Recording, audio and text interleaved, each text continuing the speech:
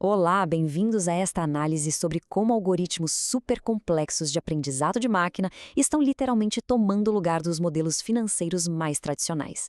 É simplesmente fascinante ver como a tecnologia está reescrevendo as regras do jogo e decidindo quem consegue crédito e quem recebe um belo de um não das instituições. Certo, vamos mergulhar a fundo nisso. Para estruturar nossa conversa, vamos seguir uma linha bem clara. Primeiro, a evolução da pontuação de crédito. Depois, conhecer os concorrentes do aprendizado de máquina, aplicar um teste de estresse empírico, medir o sucesso desses algoritmos e, no fim das contas, revelar quem é o grande campeão. Parte 1. A evolução da pontuação de crédito. Vamos entender como fomos além do simples julgamento humano. Bom, para entender verdadeiramente essa virada de chave para a inteligência artificial, precisamos dar um passo atrás e olhar para a base analógica de tudo isso. Antigamente, a análise dependia quase que exclusivamente daquele método altamente subjetivo dos famosos 5 Cs: caráter, capacidade, condições, capital e colateral. Basicamente, analistas humanos olhavam para o histórico de calotes, a saúde financeira, o cenário macroeconômico e as garantias físicas. O problema é que isso abriu uma margem gigantesca para a subjetividade. As preferências pessoais e o nível de cansaço do analista podiam, no fim das contas, decidir o destino financeiro de alguém.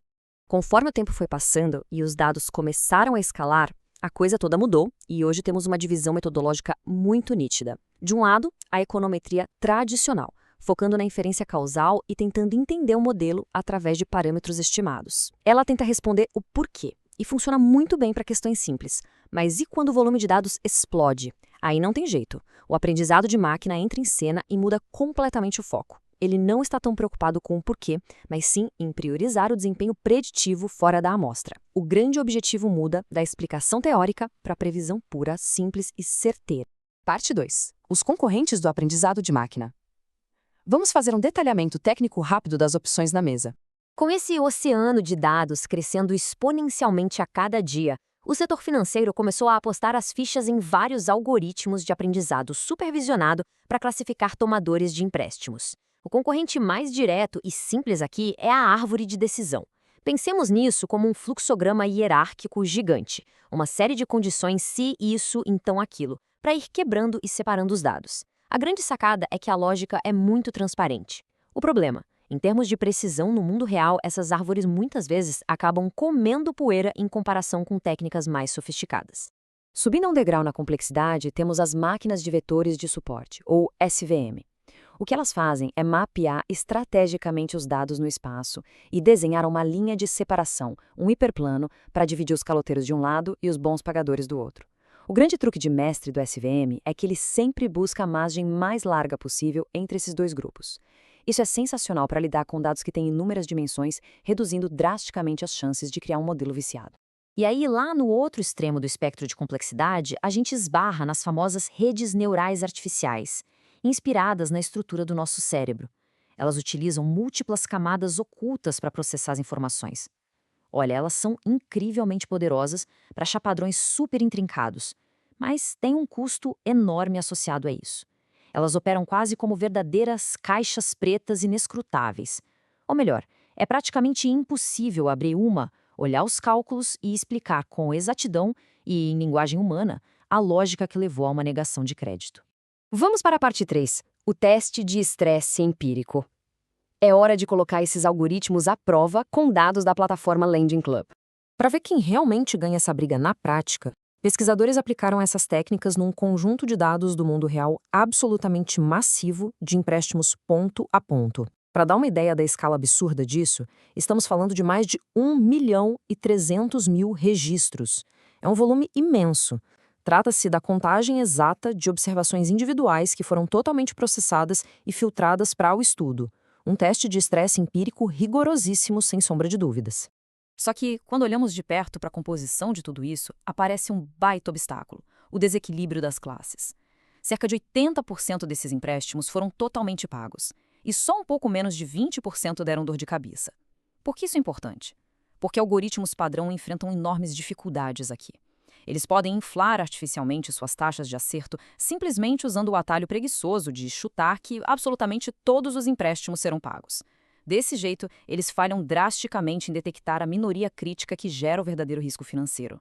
Dando uma olhada na linha do tempo, entre 2007 e 2018, dá para notar uma explosão exponencial no volume de pedidos na plataforma. Essa linha do tempo deixa cristalino porque a velha avaliação manual dos 5 Cs se tornou totalmente obsoleta. Avaliar um a um seria humanamente impossível. Ferramentas de aprendizado de máquina em grande escala não são apenas uma atualização legal, elas são estritamente necessárias para processar transações nessa magnitude sem travar todo o sistema. O que nos leva à parte 4, medindo o sucesso do algoritmo. Como podemos ir muito além da precisão simples? Antes de revelar os resultados e entregar a taça, precisamos deixar claro como se define quem ganha o jogo. Não basta só olhar para o número genérico de acertos. A ferramenta fundamental aqui é a matriz de confusão. O que ela faz é mapear o impacto no mundo real, cruzando os calotes corretamente previstos contra os erros mais dolorosos possíveis. Sabe quando o algoritmo deixa passar um inadimplente, achando que ele é seguro? Pois é, os falsos negativos. E isso, no final do dia, custa dinheiro vivo às instituições. Como acabamos de discutir, com uma base de dados tão pendida para o lado da grande maioria que sempre paga em dia, usar só a precisão global é uma ilusão. E é exatamente por isso que o F1 Score é a estrela do show. Ele é uma métrica sintética inteligentíssima, calculando a média harmônica entre a precisão geral e a sensibilidade de achar o que estava escondido. É ele que revela de verdade com que habilidade o modelo consegue capturar os eventos raros e custosos de inadimplência. E para fechar o quadro de métricas, temos a curva ROC e a famosa área sobre a curva, ou ALC. Este método analisa vários pontos de corte, colocando lado a lado a taxa de acertos corretos contra a taxa de alarmes falsos. O visualizador não deixa mentir. Quanto mais o arco da curva é puxado para perto do canto superior esquerdo do gráfico, maior fica a área colorida ali por baixo. E o que isso significa? Inequivocavelmente, um poder de previsão global muito mais poderoso e assertivo para o modelo. E, finalmente, parte 5. O algoritmo campeão, onde os métodos de ensemble levam a coroa. Após um processo empírico que colocou 10 modelos lado a lado para engolir aquele banco de dados gigante, o resultado não deixou margem para dúvidas. A conclusão empírica aponta direto para os modelos de aprendizado por conjunto, os chamados ensemble. E mais especificamente, o algoritmo conhecido como XGBoost. Ele simplesmente destrói no desempenho de abordagens tradicionais, como a regressão logística. Em vez de depender de uma única jogada, o segredo do XGBoost é combinar de forma sequencial vários modelos menores e mais fracos. E cada nova etapa tenta corrigir exatamente os erros que os passos anteriores deixaram passar. É um acúmulo de melhorias que domina totalmente as métricas. Então, fica claro que o aprendizado de máquina demonstra um poder de previsão sem igual. Mas, para encerrar essa exploração de hoje, é preciso lançar uma provocação que incomoda muita gente do setor. Pensemos bem, se o XGBoost ou as redes neurais conseguem prever magnificamente o risco, mas o jeito como eles funcionam por dentro é uma verdadeira caixa preta inescrutável, as instituições deveriam ter total liberdade para usá-los? O ganho fenomenal em acurácia compensa o fato de nunca conseguirmos explicar, de forma totalmente lógica e transparente, o porquê de um ser humano ter tido um empréstimo essencial negado? É um dilema profundo entre eficiência e transparência no coração do nosso futuro financeiro. Até a próxima análise.